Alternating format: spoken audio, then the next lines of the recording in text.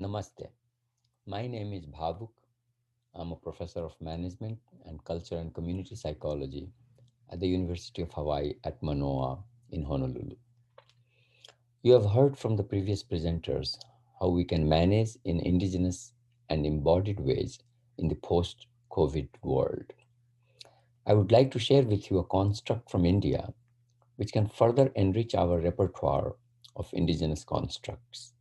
The construct is called lokasaMgraha. The construct reminds us to see the self in others. The corona crisis, seen from the concept of lokasaMgraha, proposes that we all become leaders and serve others. The word lokasaMgraha is rooted in the Bhagavad Gita and is interpreted as correcting people's propensity to pursue the opposite path. Therefore, lokasaMgraha is about leadership. However, unlike traditional leadership, which focuses on the leader as a person, lokasaMgraha shifts the focus to the well-being of the society, and it requires leaders to lead through example. As a spiritual practice, lokasaMgraha entails cultivating one's outer senses to see the benefit of others in everything all the time. This reduces selfishness or self-centeredness. A person pursuing lokasaMgraha is not reclusive, but passionate about the welfare of all beings, or as noted in the Bhagavad Gita, is sarva bhuta hite rataha, is passionately engaged in the well-being of all beings. When one works for the benefit of others, following the credo of lokasaMgraha, a path of practice to break the bondage of karma or actions becomes available, which leads to the highest goal of life, the pursuit of self-enlightenment, self-realization, or as the Indians talk about moksha.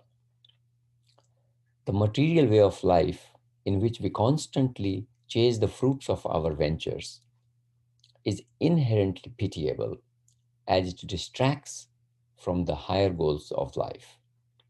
lokasaMgraha, by comparison, is the only outward focused approach that leads to higher goals and therefore is comparable to the inward focus spiritual practice.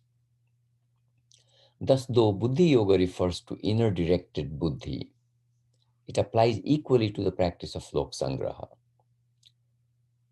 Adi Shankara suggested that excellence is achieved when one performs his or her prescribed duties or work by surrendering the consciousness to divine, which leads to having a balance in success and failure.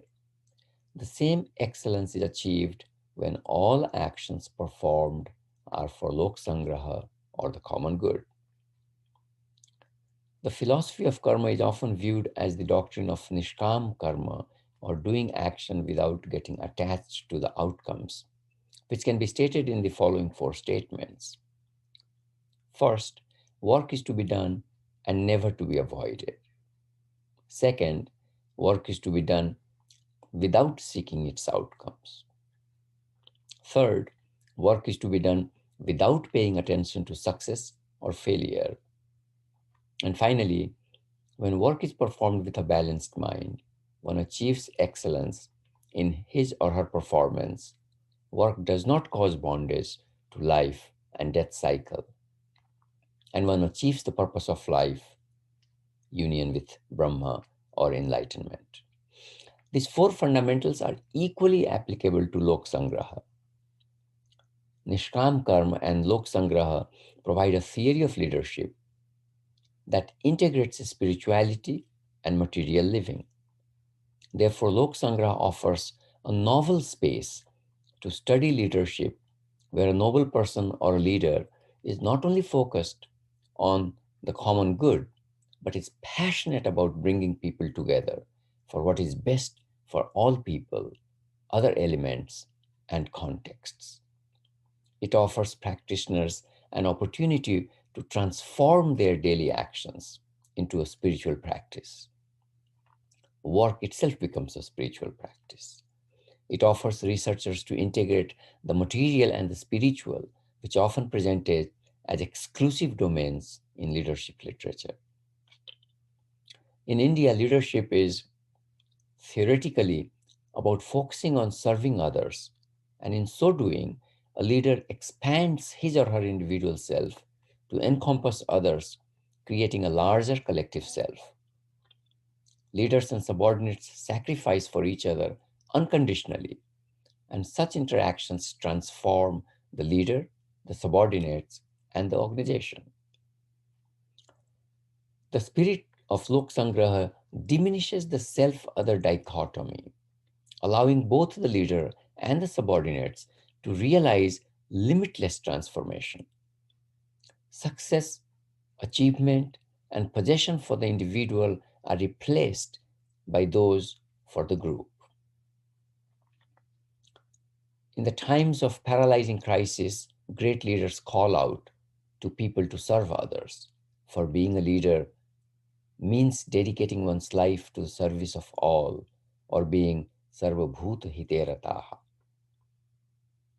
Martin Luther King Jr. said, quote, "Life's most persistent and urgent question is, what are you doing for others?" Unquote.